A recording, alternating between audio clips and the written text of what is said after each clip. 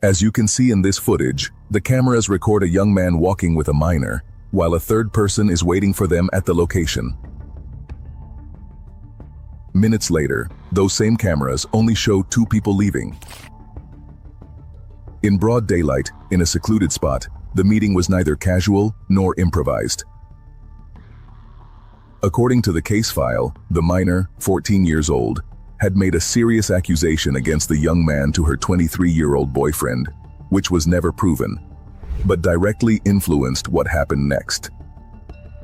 Hours later, his body would be found in a river, while his family was still searching for him with no answers. As the investigation progressed, it was established that the same minor attended the wake, cried in front of everyone, and even hugged the mother. A behavior that, once the full context was known, left one of the most disturbing impressions of the case. If you want to know all the details, I recommend you get comfortable and watch this story until the end. The case of Tomás Acevedo. Every day, we live alongside evil. We witness the darkest side of human behavior. The suffering caused by one individual to others is a latent part of our society. On Criminal Investigators, we will delve into that dark side of humanity.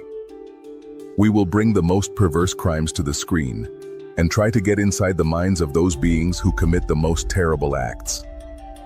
I'm Alex, and today I'm bringing you another case. But before we start, I want you to tell me where you're watching from. We love to know how far these stories reach. Also, don't forget to leave a like and share this video if you think someone else might be interested. And now, let's begin.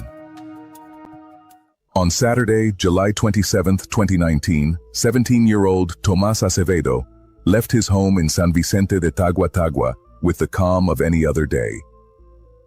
During the morning, he attended a meeting with his fellow scouts, where they were organizing an upcoming national campout.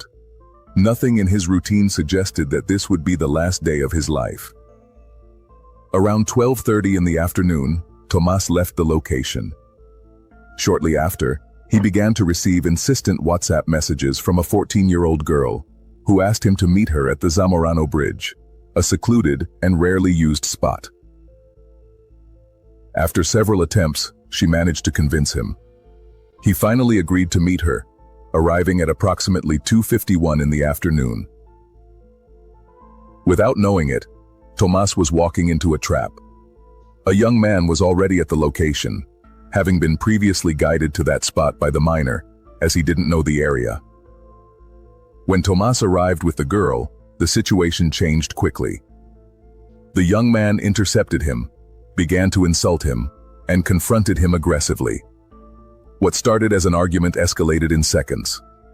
The young man, who had already prepared a bladed weapon, suddenly attacked him. Tomás tried to defend himself, but received a wound to his leg that left him with practically no chance of escape. Even so, he tried to flee, but was chased and caught. The attack was brutal. The young man assaulted him repeatedly, inflicting a total of 397 wounds on his body. The violence of the act left no chance of survival.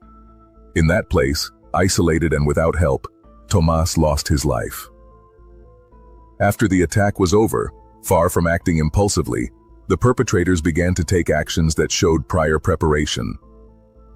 The crime scene was not abandoned immediately, but was carefully altered with the goal of eliminating any trace that could incriminate them. The minor had brought wet wipes with her, which she used to clean the blood and other visible evidence at the scene. This action was not improvised, but part of a plan they had both considered beforehand. Meanwhile, the young man had taken other precautions. He used latex gloves to avoid leaving fingerprints and carried a backpack with a change of clothes. After the attack, he got rid of his blood-stained clothing and changed before leaving the area. He also took Tomás's cell phone, thus eliminating a possible source of tracking or evidence that could quickly lead to them. The place was left in apparent calm, as if nothing had happened minutes before. However, despite their attempts to erase all traces, they failed to control all the elements that would later be key to clarifying what happened. While all this was happening, at his home, the reality was completely different. Beatriz Olea, Tomas's mother, was waiting for him to have lunch together at 2 in the afternoon, just as they had agreed. However, time began to pass, and her son did not return.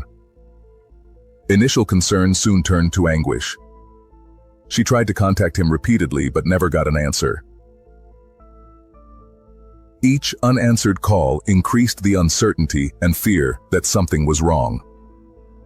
Around 5 in the afternoon, now completely desperate, she decided to go to the authorities to report his disappearance.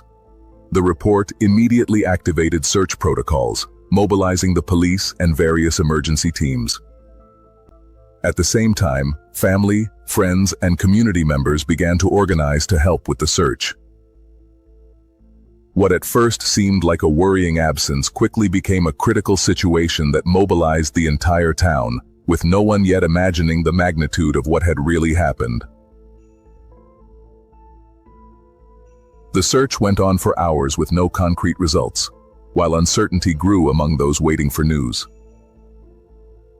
It wasn't until the early morning of July 28, 2019, that the discovery was made that would completely change the course of the story.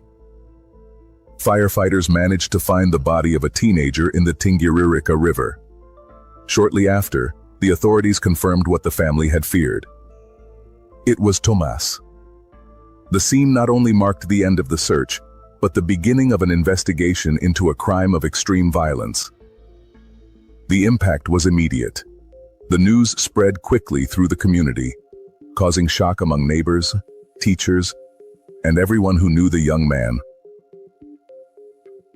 No one could understand how a beloved teenager, well known in his community, had ended up this way. In parallel, the police team, led by the head of the homicide squad, began the initial forensic work at the scene. Thus began an investigation that would seek to clarify not only what happened, but also who was responsible for an attack that, from the very first moment, showed unusual violence. After the discovery of the body, the authorities began to reconstruct Tomas's last hours. One of the key elements was the review of security cameras located near the Zamorano Bridge, the place where the events were presumed to have occurred. The captured images proved to be decisive. In them, Tomas could be seen arriving at the site accompanied by a girl. Later, in another recording, another man was identified in the area. However, the most revealing thing was what happened next. 20 to 25 minutes later, only 2 people were leaving the place. This detail set off alarms for the investigators. At the same time, although Tomas's phone was not found, an analysis of his communications was carried out. Through call triangulation, it was established that the last contact he received came from the girl's circle. But to understand how it got to that point, it's necessary to stop and get to know who Tomas really was and what kind of life he led before that day. Tomas Ignacio Acevedo Olea was born in 2002 in San Vicente de Tagua Tagua, Chile, and was the only son of Beatriz Olea. Mother and son shared a close bond, built on trust, affection, and a life marked by closeness. They lived together in a quiet environment, where the relationship between them was described as harmonious and full of complicity. Tomas was an active young man. He was in the Scouts, had a passion for music, and stood out as a good student.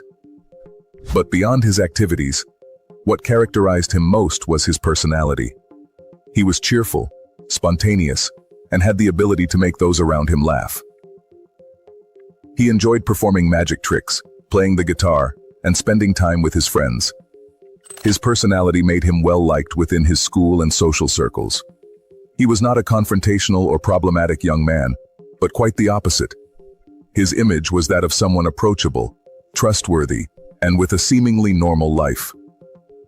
Nothing in his immediate circle suggested that his story would end so violently. However, parallel to that daily life, relationships and situations were beginning to develop that would later prove to be decisive. In that context, in June 2019, Tomas met a minor, whose name we will withhold due to child protection laws, at the school where they both studied. Besides being at the same school, they also shared activities within the same scout group, which facilitated contact between them. It was she who, initially, tried to get close to Tomas on several occasions. Over time, they managed to establish an informal romantic relationship. However, this bond did not develop in a simple context, as the young woman was simultaneously in a relationship with Ulysses Labrin, a man who was 10 years older, with whom she had been in a relationship for several months, despite the age difference. Ulysses lived with his parents. According to those who knew him, he was a quiet person, a man of few words, athletic, and had no history of problems. His family environment was also described as peaceful and reserved. For her part, the teenager had a completely different profile. She lived with her grandmother. She was an introverted young woman with difficulties in socializing, although she stood out for her talent in dancing. Some neighbors even described her as a manipulative person, a perception that would gain more relevance over time. This love triangle, seemingly harmless at first, began to grow progressively tense, giving way to a series of events that would end up triggering a tragedy. Within the relationship between Ulysses and the minor, tensions began to arise that over time would escalate to an unexpected level.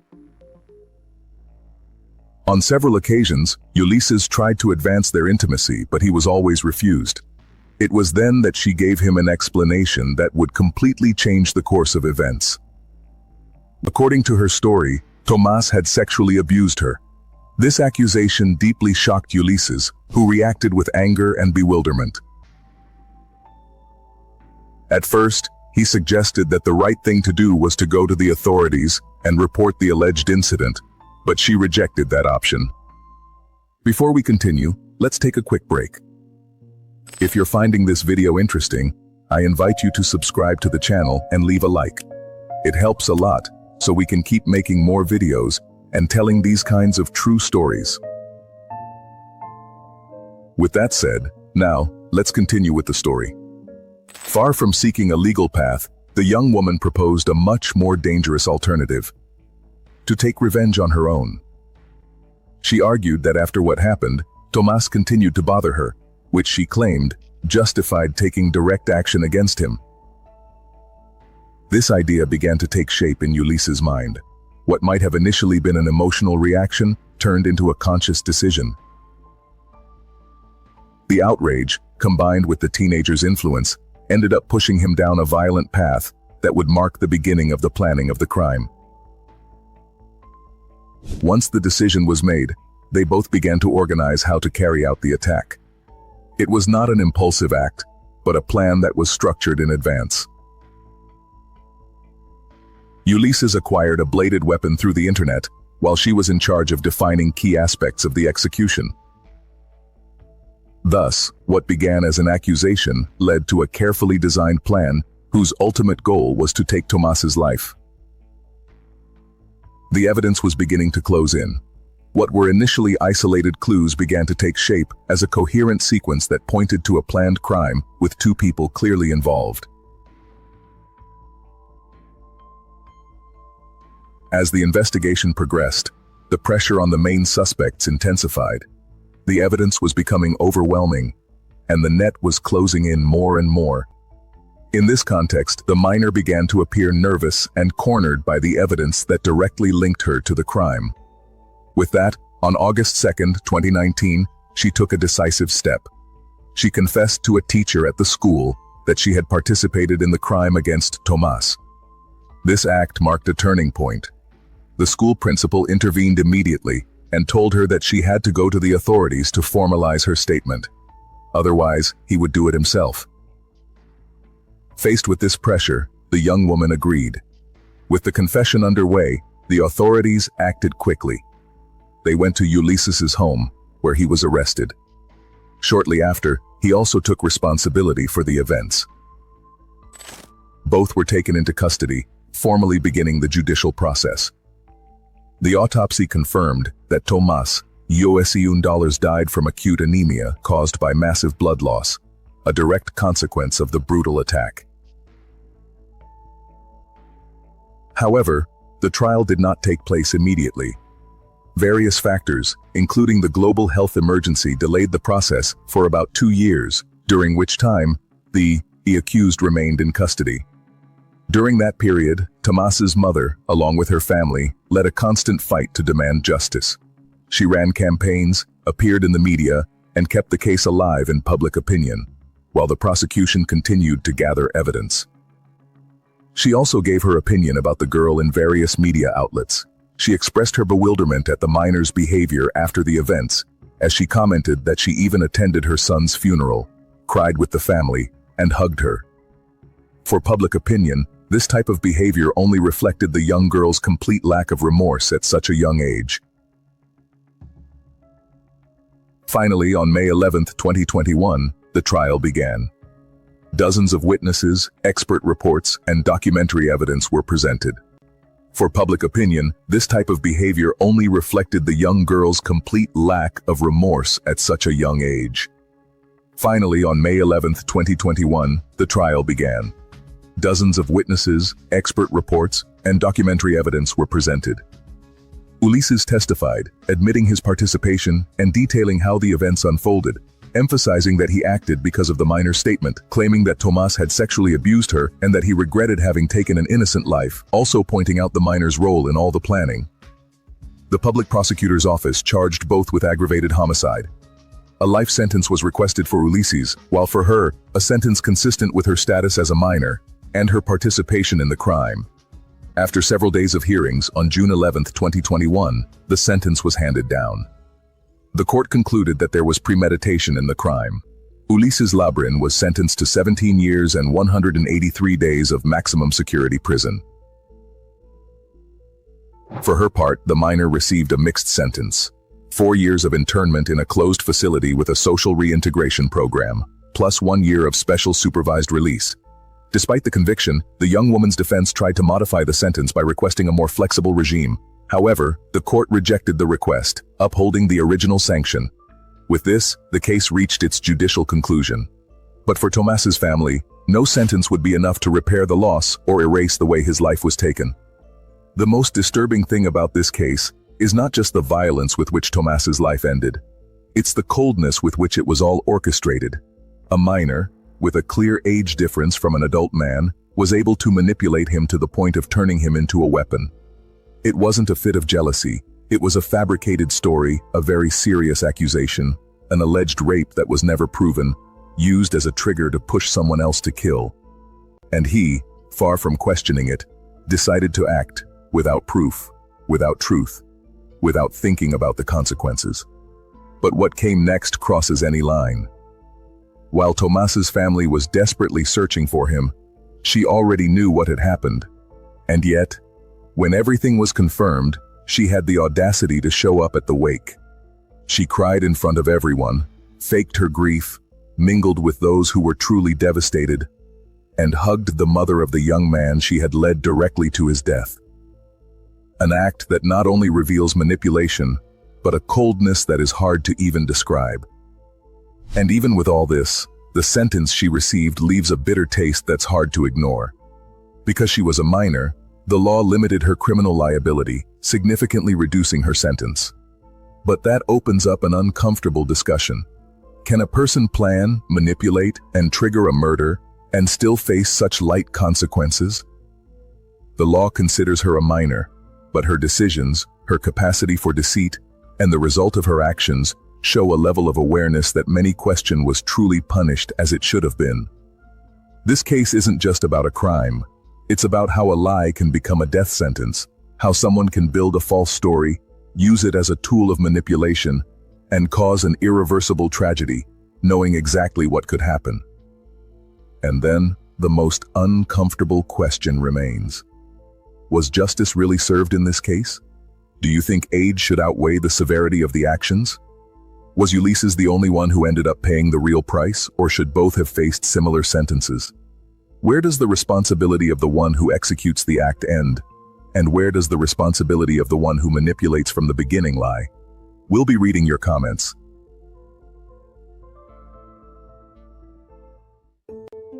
And well, dear audience, that's it for this investigation. What do you think of today's case? We would love to read your comments, as your opinion on the cases is very important to us.